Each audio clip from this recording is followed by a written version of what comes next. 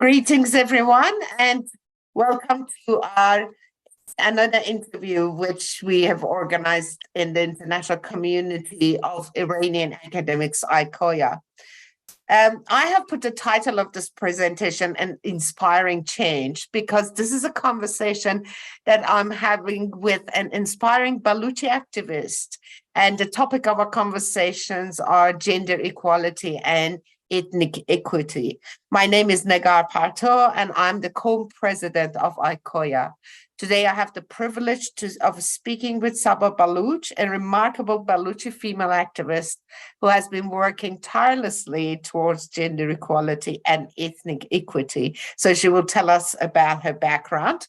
But through this interview, we aim to talk about her inspiring journey, gain some insights into her experiences, and learn from her valuable perspectives on this very important issue, particularly with the circumstances and situations in Iran and in Baluchistan. So greetings to you, Sabah Jan, and very welcome to this interview. Thank you very much for accepting the invitation to join me today. So would you like to start to talk to us a little bit about introducing yourself? Tell us about how did you come to the work that you do, what's your background, and what the work that you're doing. Thank you. Thank you so much, Negarjan. Thank you so much for this opportunity to kind of raise awareness about the situation in Baluchistan and to kind of educate people about what is going on. Thank you for this opportunity. So my name is Sabah, and I can kind of maybe talk about my background a little more and then my human rights work that I'm doing. So I left Iran when I was about 8 months old.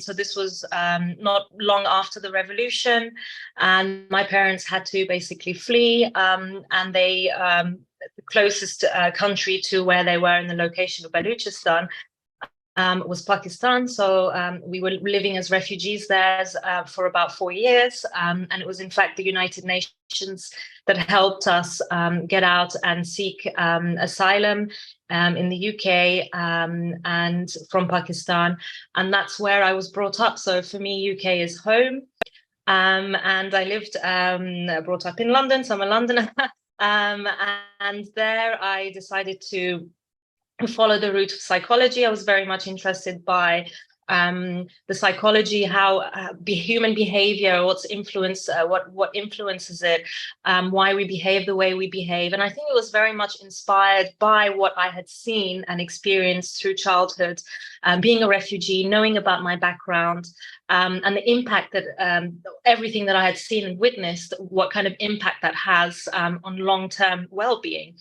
And so then I continued my work. I got a master's so a degree in psychology and master's in neuropsychology.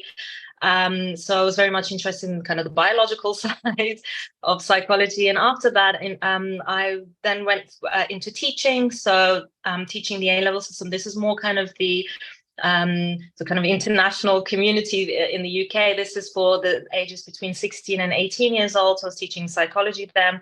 And since 24 years old, so I've been teaching, basically, that's my profession. I did go into doing a post graduation certificate in counseling psychology with the intention of getting a doctorate. And this is kind of what my passion is. So the counseling psychology of psychology, but I still continue to teach. So I'm an educator, and I will keep referring back to kind of education and the importance of this because of my background. So now I'm based in Geneva, and since I'm very close to the United Nations, it's a perfect opportunity to kind of get involved with this. I'm a representative for Baluchistan Human Rights Group, which is an NGO, a non-governmental organization, and we try to bring awareness about the human rights violations which are happening in Baluchistan, Iran.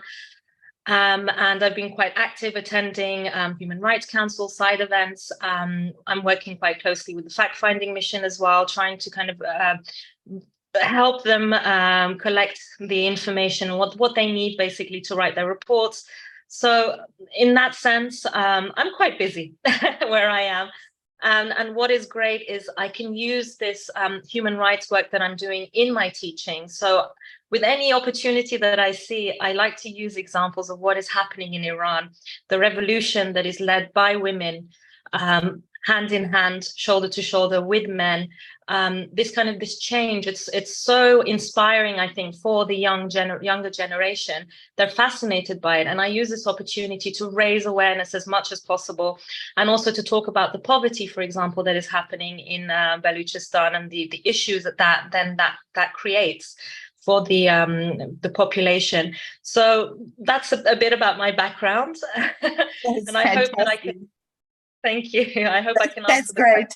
As you were speaking, I was thinking about another 200 interviews we could have on different topics like psychology of immigrants, how people deal with quite a lot of traumas that they carry with them as the result of problems, or how the states, for example, create psychological pressure by systematic increase of poverty in areas like at Baluchistan. So we do have a very complicated and traumatic situation in Baluchistan of Iran.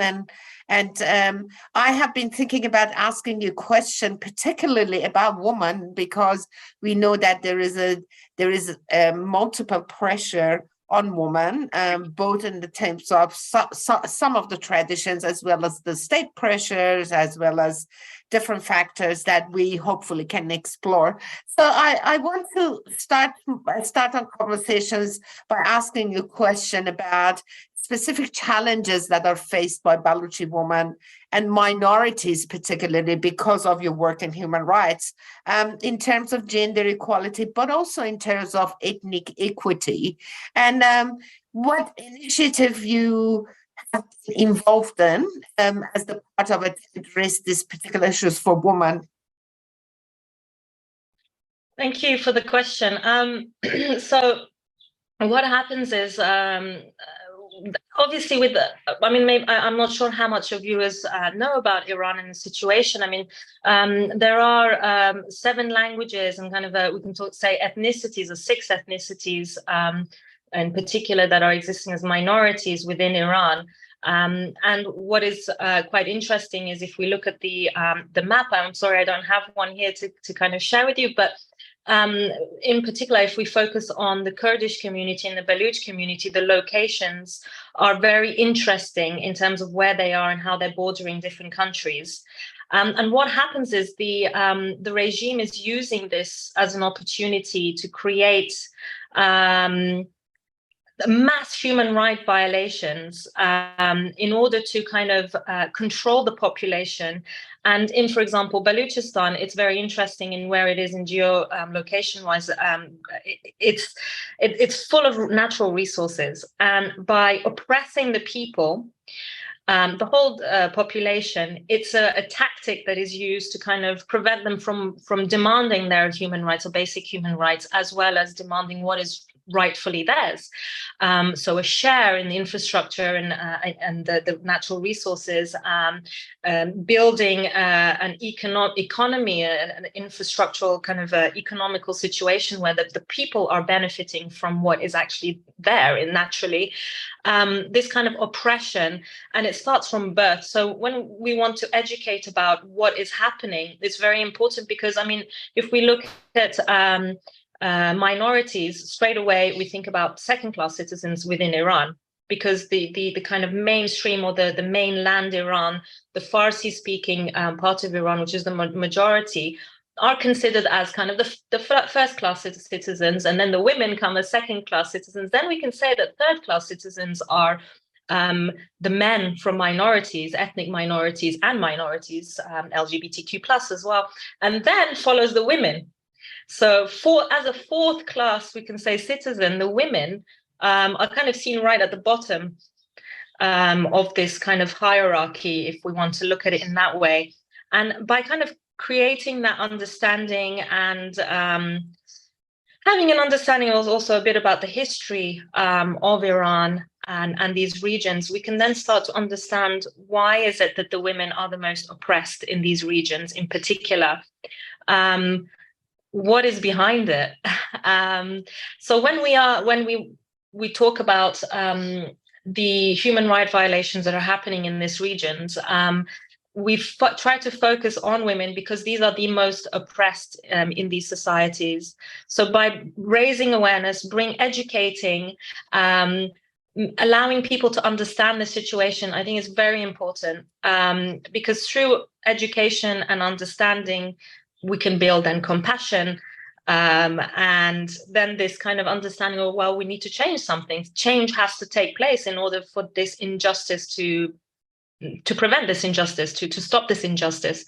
So what we are doing and what we try to do, so for example, the fact-finding mission in for Iran, the independent fact-finding mission that was created after the vote that happened back in November 2022, it's particularly focused on women and children, because these are, again, the groups of people within Iran and in most societies, we think about every single society actually, that are the most oppressed. So I think the United Nations in itself particularly tries to see where the most oppressed people are and trying to help and raise awareness to this powerful platform that we have, United Nations, can then put pressure through legislations that they create, and a kind of pressure that they put on the member states, such as the Islamic Republic of Iran. And through that, then these kind of member states can take these legislation on what is discussed on this powerful platform to put pressure on their own governments to make changes. So I'll go back, maybe I'm going off topic again, but yeah, so focusing on women and the equalities that happen for women, it's kind of looking at the most basic human right violations that are happening, and through that, educating and creating change to help change the society and what is the situation that is happening in Iran. It's very interesting. And as you were speaking, I was thinking about how do states, as you mentioned, create these layers and class systems in order to be able to create that division between those. And in a lot of time they use tradition. So when people talk about culture, it has always been quite an interesting factor, because culture is, who's defining culture is important. So often we hear very loud voices in different communities who tell everybody what the culture is, but in fact you don't hear the voice of the oppressed, the rainbow community, the different communities who have no voices to actually define what culture is in their own terms and in their own ideas. Now we know that there is always this abuse of the term tradition through those in power, whether at the local level or at the national level and the state level, to kind of manipulate this idea of tradition for their own interests or for the oppression of women and children. So I wanted to ask you, as an educator, how do you think we should address this question, and how do you think we can create a balance between what tradition is and kind of teach a better way of approaching tradition and gender equality? Like how can we balance these two when it comes to those issues, particularly when the states put pressure on creating some bad habits and traditions and kind of highlights them as the culture? Yeah. Yes. Well, it's quite a complex, I think, question. And I think there are different angles that we need to look at in order to fully appreciate this question. For example, we need to understand kind of a bit about the history. Now, I'm not a historian, and I have a few notes here which I can refer to, but we can think about back in 300 to 500 years ago, when the British Empire was in this region of Iran, this whole the Ottoman Empire that was happening, the kind of the Persians and so on, and how they created this policy of using religion, for example, to divide, fight, and rule this area. And they created and gave shape to kind of the new Shiism back in those days, the Safavid Shiism that is now the majority of Iran are following. And this then created this huge kind of divide within the region. So even within Iran, this kind of religion created a split. So if we want to look at what's happening now in Iran, majority are Shia Muslims. And what happened happens is this creates a divide between, say, the Kurdish communities and the Baloch, which follow the Sunni Islam, and this then is used as a tool to create a divide between the majority of the main land of Iran, people who follow the Shiism, and which includes Tehran and the kind of the bigger cities. And they've used this, so that the regime is using this right now as a tool to create a divide and hatred between the Shias and the kind of other religions that come in. So there is this kind of totalitarian regime, we can say, that is existing, where the ideal is to be a Shia Muslim and to follow the Shia way of life. And then we have the kind of the minorities of different religions, and then we have the Sunnis, and they try to give this very negative image of these minorities. For example, a lot of people in Iran have been kind of educated in a way that Baloch people are drug traffickers, they're uneducated, culturally they're very backwards, and when they get executed, it's good because they deserve to be executed because they're criminals. And this is a completely false image and impression that is given. And people need to realize that this is a tactic that the regime is trying to use to create this kind of oppression, control, and divide within the country. The regime doesn't want people to be united, to be one, because they're scared. If people unite, they become one, they become a stronger force. So when they create this split, it's, again, a tactic and a way to kind of oppress people like the Baloch communities. So that's kind of one aspect of it. And then the other aspect is poverty. So a regime like the Islamic Republic wants the areas like the Kurdish communities and the Baloch to suffer, in the sense to kind of want to be so focused on their daily life. So if we talk about a woman in Baluchistan, a typical woman living, so the majority of Baloch people live in rural areas, in a village, a typical woman is probably most likely focusing on where the next meal is going to come from. So this kind of, there was a report that by the UN that stated about 75% of Baloch people are living in poverty, and about 45% below the absolute poverty line. So that they don't even have enough food to kind of get through the day. So how can this woman who is just looking to feed the mouths of her children look for or kind of seek her other kind of, her basic human rights, like access to education, or kind of having the equal rights as a woman, as a female, to have the rights, the same rights as a woman or a man living in Tehran, and the kind of quality of education, when she can't even feed herself and her kids. So this kind of creates a situation where people are so focused on something basic that they cannot look for kind of the kind of other human rights aspects, or seek what is truly, and they deserve it. Everybody has the right to their human rights. So this is kind of the poverty. This is a kind of another angle. I mean, I can keep going on, but I don't want to kind of take up too much time on this. But I think what is important is what we are doing now. For example, we are talking about this. And what has happened since the Women Life Freedom movement is that I feel what I'm seeing is that the Iranians are becoming one. They're becoming one strong community, and it's open. People have opened their eyes, looking at different minorities and appreciating different minorities, and trying to truly understand where these people like the Baloch are coming from, what the background is.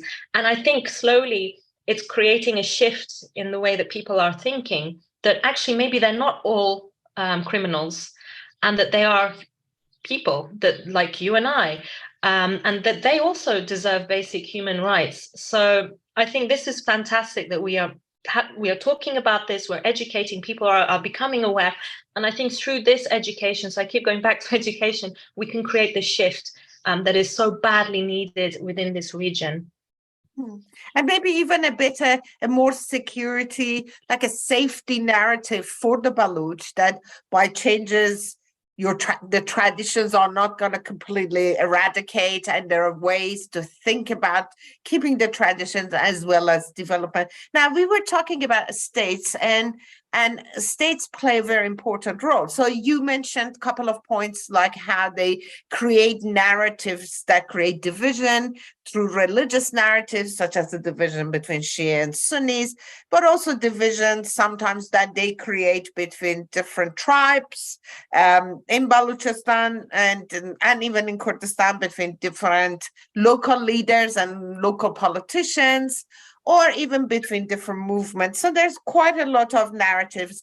And of course, there is also another narratives that the Islamic Republic has always used against women, to call them the westernized, and they all want freedom without responsibility. So there is another narrative that create some kind of insecurity in the area of Baluchistan. So we talked about that. Do you think there is also another problems that the states create for these regions, like for example, you mentioned something like lack of distribution of development in these regions that create poverty. Anything else, like access to healthcare or access to education? So do we have any reports from UN what the situation is in Baluchistan of Iran? Well, unfortunately, I mean, with the all areas of human rights, we can say, are being violated in Baluchistan. So I cannot go through every single one, but every point that you've mentioned, absolutely, they're all issues. And we can say it starts from birth. So when the majority of Baloch people, women, give birth at home, because firstly, they may not have access to a hospital close by, or they don't have the money to go to a hospital. And what happens is they give birth in conditions where Baluchistan, we can say, has the highest rate of death during delivery, or maternal death, and childbirth death. So this kind of poverty, again, going back to the poverty, means that if a child does survive and is born within a village, which the majority of, we can say, hundreds of thousands of Baloch people do not have access to a certificate, a birth certificate, which means that they do not have any identification. So they don't even have a nationality, we can say. And what this then means is like a domino effect for the rest of the life of this baby, we can say, that is born into this society. They cannot register and go to school officially if you do not have a birth certificate and identification. They cannot get a job. They cannot open a bank account. So they do not basically exist within the society. They're not even part of the statistics. And again, the Islamic Republic and this regime is trying to create this challenge intentionally, systematically, for the Baloch population, because they want them to be kind of stuck in this kind of very low level, basic quality of life, which prevents them from progressing. The regime does not want progressive, revolutionary generations to be there. And they create this kind of sense of fear by executing innocent people who do not have access to even a lawyer. If they have access to, they don't even choose this lawyer, and it's usually coming from the state itself. And a lot of these young men and women are then given this, are told that they have committed a crime that they haven't even committed, but they can't defend themselves, and then they're executed. And this creates a fear, and if they intentionally want to create fear in the population that this could be me. So I've just got to put my head down and carry on with what I just getting the basics, the food on the table. So it starts from birth. What happens then is that people are stuck. And unfortunately, when you are, what I've seen and what we can say is that the poorer a population is, the more they may turn to something like religion in order to kind of understand, well, self-actualization. We are all human beings. We want to kind of understand, oh, who am I? What is my role here? And trying to answer these basic questions of life. But if you cannot answer them and you're in such a state, maybe religion can provide some sort of comfort and understanding. So a lot of people then turn to religion as a way to kind of understand what is happening and try and justify what is happening to me. So what happens then is that people may not go through mainstream education and may turn to kind of religious schools and educations. And this is very common in Baluchistan, in a country like this. And this was not the case 150 to like 300, 400, 500 years ago. Baloch women and men were very much equal. So they were working in the fields just like a man, a Baloch woman. They had the same even rights, we can say, very much so. I mean, way much, we can say more advanced to what it is today. So it's changed so much, and we can say culturally and the rights for women, we've definitely gone backwards over the past 150 years for Baloch women. So unfortunately, again, these kind of regimes and tactics that are used, and this all started, I have to point out, about 130, 40 years ago, when the British Empire was controlling this region and divided a split, created the Goldsmith Line that split Baluchistan into two sections, one annexed to Pakistan and one annexed to Iran. So literally we have cousins, family that are just split. So one in this part of the one country and the other part in a different country. And that was the beginning of this breakdown and a fall, we can say, of the Baloch culture and progression. And unfortunately, we can still see the after effects now. So if, for example, a Baloch woman wants to go and marry somebody from the Pakistan Baloch region, the marriage is not valid. The Iranian government doesn't really accept it. And if this woman then has a child, automatically the children will not get this birth certificate. And if they want to then apply and get this birth certificate and identification, finally, they have to do some sort of DNA to prove that this is my mother, this is my father. And it goes back, it's so complicated and twisted, the system, and it's intentionally like this to prevent, again, getting this identification, starting kind of a normal-ish life, we can say, and kind of progressing. So what we can say is a Baloch woman has very different daily pressures compared to a woman perhaps living in Tehran, where it's not about the right to go to a football stadium or the right to, wear or not wear a hijab dress code. It's literally getting food on the table. And this is systematically created, and unfortunately, it's having a very negative impact on the culture and progression of Baloch people. I think it is very important to think about this Baluchistan as a part that both Baluchistan of Pakistan and Baluchistan of Iran are suffering the same kind of treatment by the central government. They are often discriminated against. The development never gets through them.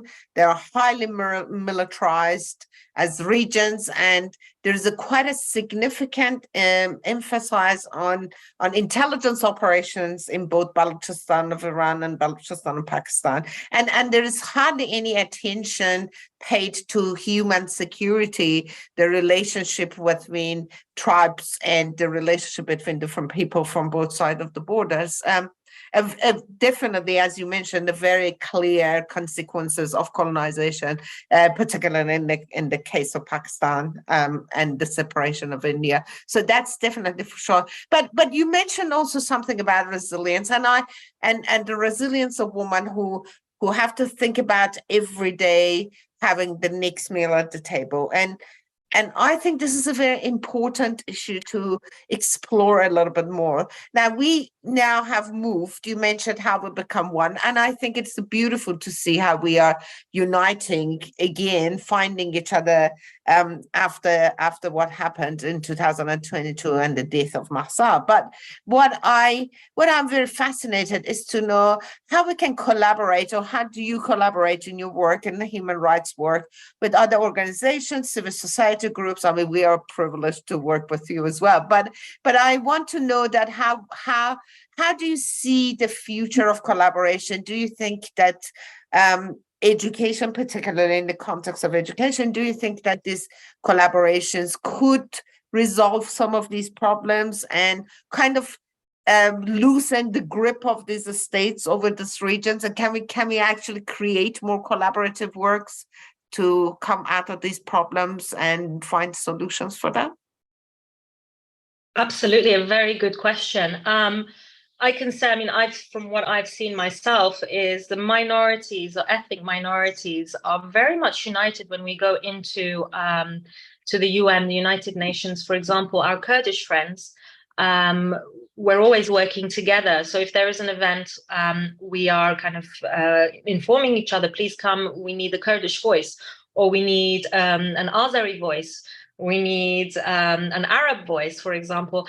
And it's very much, I think, this unity we're talking about, being united, becoming, you know, one voice. And by being that one voice, we become so much more powerful. And this is something that the regime does not want. And it has tried to prevent from day one, this unity and this power, because they're afraid. I mean, what is the most scariest thing for the Iranian regime is a powerful woman. If this woman has power and wants and demands her basic human rights, they're busted, basically, because of so many violations that they have been committing from day one. They will not have nothing to stand on. So by what they are doing, for example, targeting the girls, why are they targeting girls in schools? By gassing them. Why girls? Why not boys? In particular, they're focusing on these girls. I mean, they are so afraid of this woman life freedom movement that they're particularly focusing on this. And what we are trying to do here in the international community is unite as one. So whether it is the minority NGOs getting together, working with other NGOs, making sure that each person is mentioned, or, for example, when we read the statement, what we do, what I particularly try and do is I talk about Baluchistan, Kurdistan, the two kind of main regions of Iran that are facing the highest or the most human rights violations right now. We're trying to voice each other's groups and NGOs and kind of mention each other. And through that, I think it's helping us unite to become that one. And for example, we look at international TV stations, how, for example, we have the demonstrations that are happening every Friday in Baluchistan, and how in major TV stations, Iranian TV station, I'm talking about internationally, not within Iran, they have a section where they talk about what is happening every Friday in Baluchistan. That in itself, I think, is creating that unity and understanding that we so badly need in Iran and internationally, for people to realize this, that Iran is not just one nation in terms of ethnicity. It's so diverse, it's so beautifully rainbow colored, as Kian would say, that the god of rainbows.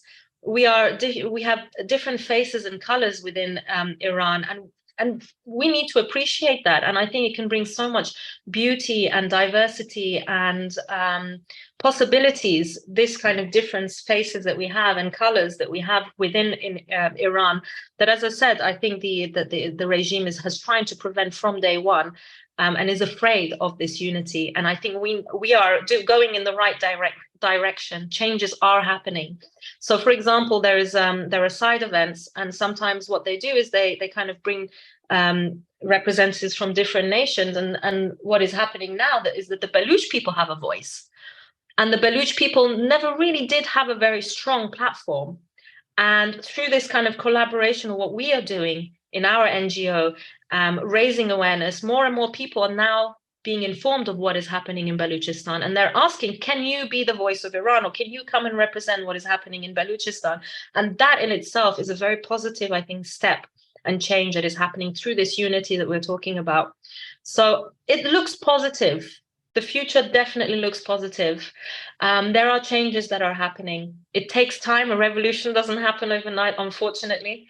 I wish it did, to prevent the kind of loss of lives and the trauma, the resilience that people have in Iran. It's tremendous. I have really come across the most strongest women, Iranian women, with how much they have put up with, the generations of oppression, and how resilient they are. It's absolutely incredible. So when you have a nation like this that has constantly faced the human rights violations, I think the positive side to it, unfortunately, there are so many negatives, but one positive point is that it creates generations of resilient young people, resilience.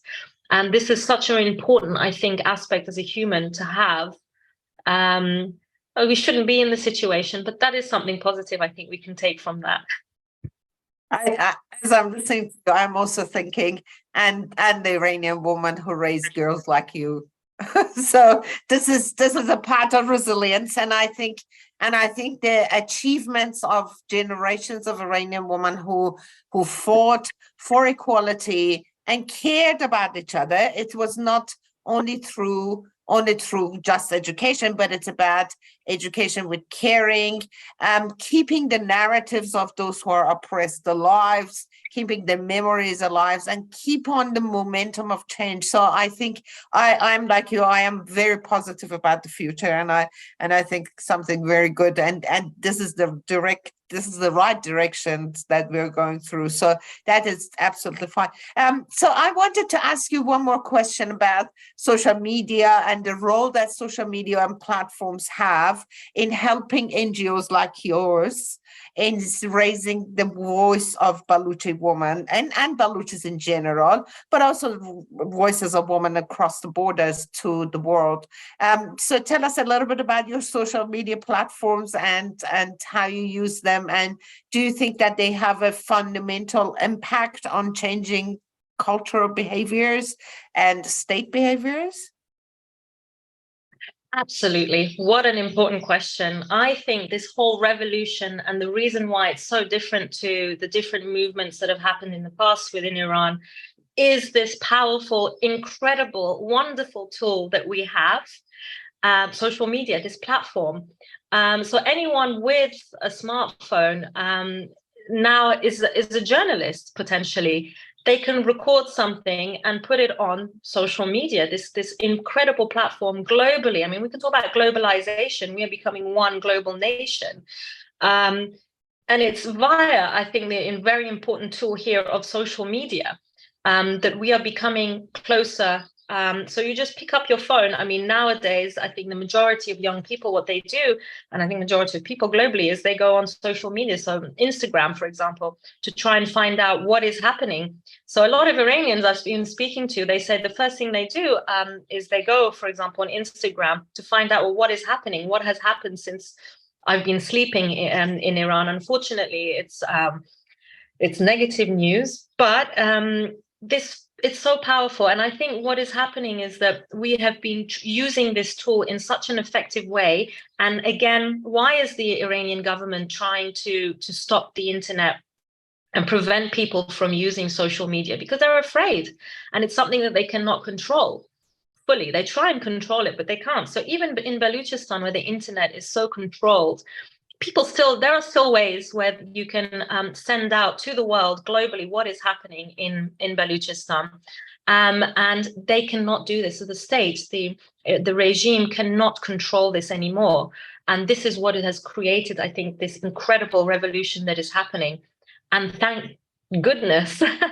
And I'm so happy about this, because it's creating this change that we so badly need. So in terms of human rights and what we're doing, we're using this platform, for example, my own social media platform, an Instagram page I have, to kind of show what is happening in the different aspects of faces of human rights work within the United Nations, by what we are doing right now, talking about educating the community about human rights and Baloch people, minorities in Iran. So it's a different tool that we can use to educate. I personally talk about, we have a whole lesson on globalization in IB psychology, and I keep using this example of Iran and the revolution that the women are leading. So there are so many things that we can do alongside, and using this powerful tool, I think each person has their own unique set of skills and abilities. As a teacher, I try and bring this into the classroom by educating the younger generation. They will be the future. So through that education, I think slowly things are starting to click. And I think people are understanding what is happening. So we talk about LGBTQ rights, and I tell them, well, do you know what is happening in Iran? So as a young person who might identify as being gay, you can be executed as a result of that. So kind of awareness, this social media and the awareness and targeting the younger generation, I think this is absolutely the key to the future of this revolution and change, again, that we keep talking about, that Iran and this region badly needs. Thank you very much. You're a source of inspiration, Sabah. I think that we can talk about any different topics, but I have taken a lot of your time. And I wanted to let you have any comments or anything that you would like to talk about before we end the sessions, anything that you would like to talk about your NGO, the NGO you're working with, or anything that our participants can contribute to, or in any ways that they can help with the betterment of human rights situation, particularly in Baluchistan. Do you have any recommendations or anything that our listeners can do? Absolutely. So we have our own website, so the Baluchistan Human Rights Group, where we publish monthly reports on what is happening. And please, if you can go and visit this, please do so. Try and find the Sabah Baloch, for example, on my Instagram page, where I share kind of the current, what is happening in a situation in Baluchistan and the human rights violations that are being committed. Please try and kind of educate yourselves on that. And this whole idea, for example, of Baloch people who are being constantly targeted, and we have people who are doing fuel work, or tankers who are constantly going across the border, because they have absolutely no other way to make ends meet. They have to do such dangerous work by crossing the border, going into Pakistan and bringing over, for example, fuel to sell for just a margin, just to be able to afford bread to feed their family. And they're risking their lives because the regime is then targeting and firing at these, for example, these fuel tank workers, and their cars are, they ignite and they burn, and a lot of these people are dying within these cars, and they take dangerous routes. Please educate yourself, because again, going back to this idea, the Iranian regime wants people to think, oh, these people are doing illegal work to become rich. No, these people are just trying to survive. It's a daily struggle just to feed themselves. They're not trying to become rich. They're so desperate that they don't know. A Baloch woman doesn't know if her husband is going to come back alive at the end of the day by doing this dangerous job. So everybody values their life. Everybody appreciates being alive. So nobody is intentionally putting their life at risk.